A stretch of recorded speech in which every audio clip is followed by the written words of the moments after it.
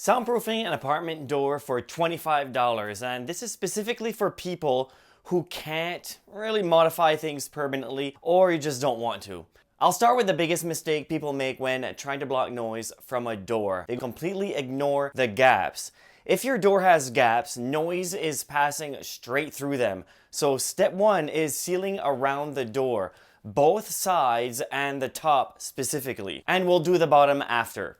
First, you've got two solid weather stripping options, and which one you use depends on how often the door is opened or closed. Option 1, self-adhesive weather strip. This is the peel and stick foam or rubber weather strip. This is best if your door is used constantly, you don't want to use tools, or you just want something that you can just easily remove. Because it's removable, installation is quite simple. You clean the door frame, peel it, stick it on, close the door, and you're done. This type of weather strip doesn't last forever. If the door is opened and closed all day, it will compress, wear out, or start peeling.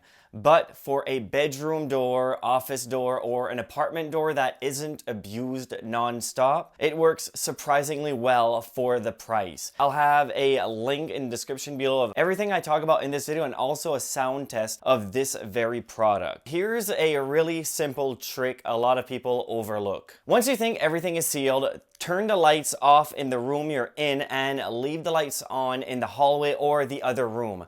Stand back and look at the door. If you see any light shining through around the edges, that's sound getting through also. No lights usually means no air gaps, and that's exactly what you want. Second type of weather strip is if the door is opened or closed frequently.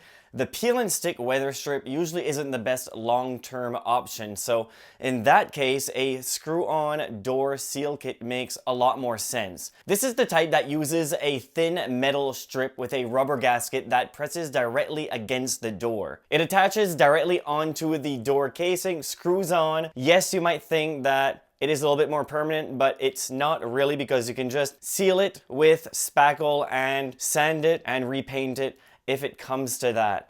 But you will need a few tools. Screwdriver, but this type of door seal kit, it does come with some screws already, so all you'll need is a Phillips screwdriver. You'll be good to go. This type is a universal, so if your door is a 30 or a 36, it works for either, but if the door's a 30, you'll have to cut it a little bit. You can just use industrial scissors and you're good. The only thing, of course, this option will cost a little bit more than the adhesive weather strip, but it holds up much better on the door. That gets used a lot. Works especially well for apartment entry doors or doors that is open into a shared hallway. Even though it screws on, it's still apartment friendly. And now the bottom door gap. Again, there's two ways of soundproofing the bottom door. If your door is facing the hallway, the shared hallway, then you'd want something a little bit more industrial, something more permanent that seals that bottom gap. The type of door sweep you'll want to use for that is a metal and rubber door sweep that screws into the door. This type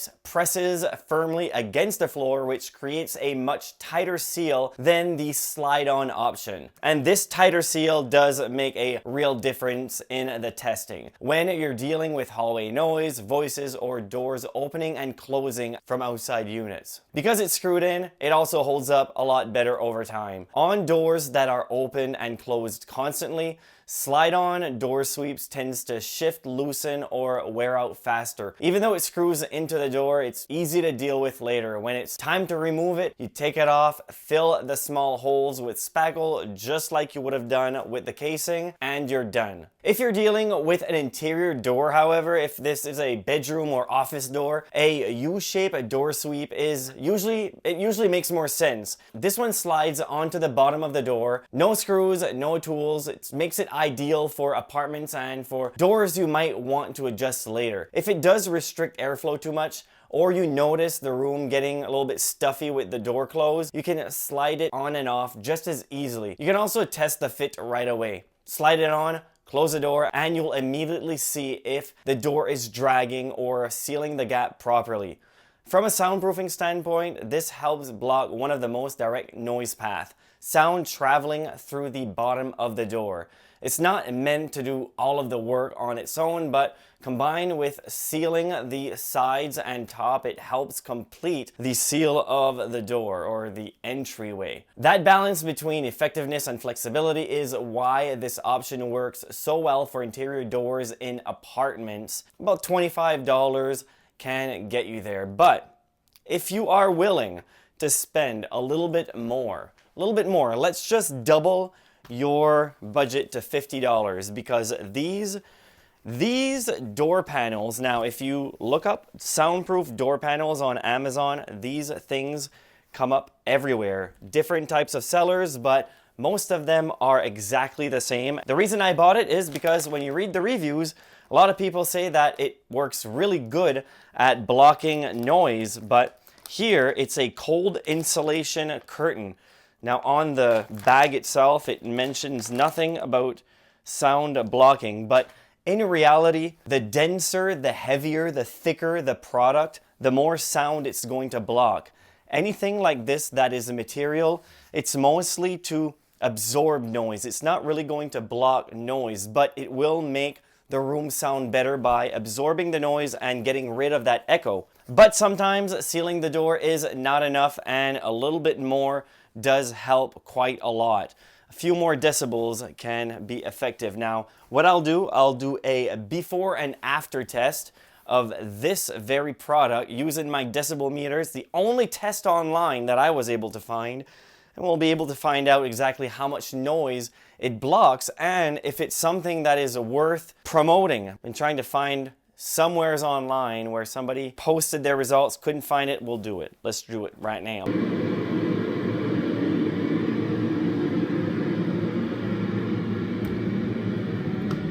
We're going to do our before test.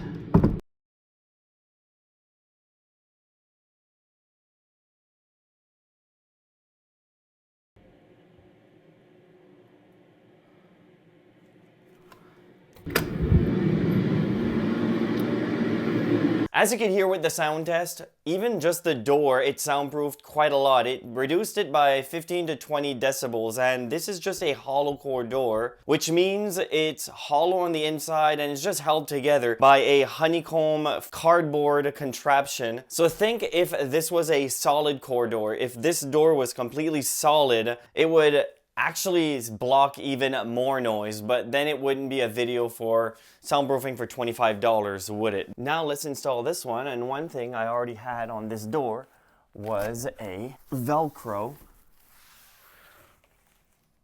strip. Now we'll find out if this type of door panel actually is good to block a little bit of noise, and well, see if it works.